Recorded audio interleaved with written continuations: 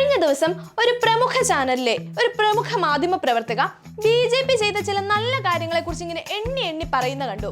ഇവർ എണ്ണി തുടങ്ങിയപ്പോൾ നമ്മൾ വിചാരിക്കും ഇപ്പൊ വിഷയത്തിലേക്ക് എത്തുമെന്ന്. വിഷയം ഒഴികെ വേറെ എന്തൊക്കെയോ കാര്യങ്ങൾ 34 പറയുന്നുണ്ട്. അപ്പൊ സംഭവം പറഞ്ഞു വന്നത് എന്താന്ന് വെച്ചാല് BJP പറഞ്ഞതെല്ലാം ചെയ്തിട്ടാണ് തെരഞ്ഞെടുപ്പിലേക്ക് കടക്കുന്നതെന്ന്. ഇത് കേട്ടപ്പോ ഞാനൊന്ന് ഞെട്ടി. എനിക്കറിയാം വലിയ കുഴപ്പമില്ലാത്ത പോലെ നിങ്ങളും ഞെട്ടിയിട്ടുണ്ടെന്ന്. അതിലേതാണ് ഇവര് നടപ്പിലാക്കിയിട്ടുള്ളതെന്ന് നിങ്ങളൊന്ന് ആലോചിച്ച് കാണും അല്ലയോ? അയ്യോ അങ്ങനെ പറഞ്ഞൂടാ, പിന്നെ ഞാൻ എന്തിനു വന്ന? എന്നാല് ഏറ്റവും വലിയ ട്വിസ്റ്റ് എന്താണെന്ന് വെച്ചാ നിങ്ങൾ ഉദ്ദേശിച്ച കാര്യങ്ങളേ അല്ല നമ്മുടെ സംപൂജ്യ സംഘമിത്രങ്ങൾ ഉദ്ദേശിച്ചിട്ടുള്ളത്.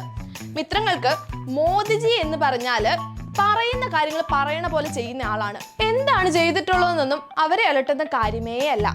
അക്കോർഡിംഗ് ടു ദ സംഘമിത്രങ്ങൾ മോദിജി അമ്പലം പണിയുമെന്ന് പറഞ്ഞു, പണിതു. രാംലല്ലയെ പ്രതിഷ്ഠിക്കുമെന്ന് പറഞ്ഞു, പ്രതിഷ്ഠിച്ചു. അല്ല, ഈ അമ്പലം എവിടെയാണ് പണിതത്? അതാണ് ട്വിസ്റ്റ്. BJP തന്നെ ഉണ്ടാക്കിയ ഒരു കലാപം, അതിന്റെ ബാക്കിയായിട്ടുണ്ടാക്കിയ കുത്തിത്തിരിപ്പിന്റെയും ഒക്കെ ഭാഗമായിട്ട് നല്ല ഒന്നാന്തരമായിട്ടിരുന്ന ഒരു പള്ളി പൊളിച്ചിട്ട്. ഇന്ത്യയിൽ വേറെ ആർക്കുണ്ട് ഇത്രയും മതേതരത്വ വികസന മനോഭാവം? അത് മാത്രമല്ല, ആർട്ടിക്കിൾ 377 നടപ്പിലാക്കിയതും CAA അടക്കമുള്ള കാര്യങ്ങൾ കൊണ്ടുവന്നതുമൊക്കെ വലിയ വികസന വാഗ്ദാനങ്ങൾ നടപ്പിലാക്കിയതുപോലെയാണ് നമ്മുടെ പ്രമുഖ മാധ്യമ പ്രവർത്തക ചേച്ചി പറയുന്നത്. ഇനി നമ്മൾ എന്ത് ചെയ്യുമല്ലയ്യ? നീ ഒന്നും ചെയ്തു. ഇനി അടുത്തത് പറയുന്നത് ബീഹാറിൽ മോദിജി സീതാ ക്ഷേത്രം പണിയും എന്നാണ്. പണിയുമെന്ന് പറഞ്ഞാൽ ജി പണിതിരിക്കും. പക്ഷെ ഒരൊറ്റ പ്രശ്നമേ ഉള്ളൂ. ഈ പറയുന്ന കാര്യങ്ങൾ ചെയ്യുന്നു പ്രതിഭാസത്തിൽ ഉൾപ്പെടുന്നത് അമ്പലങ്ങൾ മാത്രമാണ്. സ്വാഭാവികം. BJPക്ക് മാത്രം ഹിന്ദു ഒരു ന്യൂനപക്ഷമാണല്ലോടാ. അപ്പൊ പിന്നെ അവരെ നമ്മൾ സപ്പോർട്ട് ചെയ്യണമല്ലോടാ. അവൻ SSLC 4 തവണ തോറ്റവനാണെങ്കിലും ആളെ ബഹുമെടുക്കണ. ഇനി നമ്മുടെ ജി പറഞ്ഞിട്ട് ചെയ്യാത്ത കുറച്ച് കാര്യങ്ങളുണ്ട്. അതിനെ കുറിച്ച് നമുക്കൊന്ന് സംസാരിക്കാം.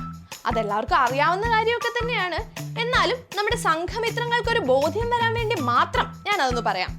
പെട്രോളിന് ലിറ്ററിന് 50 രൂപ, ഗ്യാസിന് 50 രൂപ, ലക്ഷക്കണക്കിന് ആളുകൾക്ക് തൊഴിൽ. അതൊക്കെ പോരാഞ്ഞിട്ട് നമ്മുടെ ഒക്കെ അക്കൗണ്ടിലേക്ക് 15 ലക്ഷം രൂപ. ഓക്കെ, ആ ഡയലോഗി പണ്ട് ഞാനൊന്ന് വീണുപോയതാണ്. ഒന്ന് ഓർത്തു നോക്ക്, 15 ലക്ഷമേ, അതൊക്കെ നമ്മുടെ അക്കൗണ്ടില്. മിക്കവാറും ഈ 15 ലക്ഷം കൊടുക്കുന്നത് കൊണ്ടാകും തൊഴിൽ കൊടുക്കണ്ട എന്ന് പുള്ളിക്കാരനങ്ങ് തീരുമാനിച്ചത്. അത്രയും പൈസ വെറുതെ കിട്ടിയാ പിന്നെ പണിക്ക് പോകേണ്ട ആവശ്യമൊന്നും നമുക്കില്ലല്ലോടാ. പക്ഷെ ചെയ്തു വന്നപ്പോ ചെറിയൊരു മിസ്റ്റേക്ക് പറ്റി. ലക്ഷ്യവും ഇല്ല, ജോലിയും ഇല്ല. പിന്നെ ഉള്ള ഒരു ഗുണം എന്നാന്ന് വെച്ചാല് ഇതൊന്നും ചോദിച്ച് ജിയെ ആർക്കും ശല്യപ്പെടുത്താൻ പറ്റത്തില്ല. ജി അങ്ങനെ ഇങ്ങനെയൊന്നും ആർക്കും മുഖം കൊടുക്കത്തില്ല. ധൈര്യം ഉണ്ടെങ്കിലേ എന്നെ ഓടിച്ചിട്ട് പിടിക്കടാ എന്നുള്ള മനോഭാവമാണ് പുള്ളിക്കാരന്. കക്കുന്നവനെ അള്ള വെച്ച് പിടിക്ക്, എന്നിട്ട് കാല് തല്ലി ഓടിക്ക്, അപ്പൊ പരിഹാരം ഉണ്ടാവും. അല്ലാതെ ജി ആയിട്ട് മാധ്യമങ്ങൾക്കോ നാട്ടിലെ മനുഷ്യർക്കോ ഒന്നും മുഖം കൊടുക്കാൻ പോകുന്നില്ല. അപ്പൊ പിന്നെ പുള്ളിക്ക് പേടിക്കേണ്ട കാര്യവും ഇല്ലല്ലോ.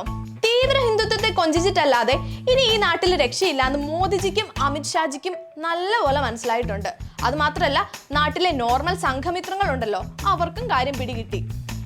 എല്ലാ ഹിന്ദുക്കളും ഓണായിക്കേ, നമ്മൾ തന്നെ അടുത്ത അമ്പലം പണിയാൻ പോകുവാണ്. എന്റെ പൊന്നു മോദിജി ആൻഡ് ടീംസ്, നിങ്ങൾ വിചാരിക്കും പോലെ ബീഹാറിലെ ജനങ്ങൾക്ക് ആവശ്യം സീതാക്ഷേത്രവും അമ്പലവും ഒന്നും അല്ല. അതവിടുത്തെ എലൈറ്റ് ക്ലാസ് ഹിന്ദുക്കൾക്ക് മാത്രമേ ആവശ്യമുള്ളൂ. ദിവസം ഓരോരോ ഉഡായിപ്പും കൊണ്ട് വന്നോളൂ.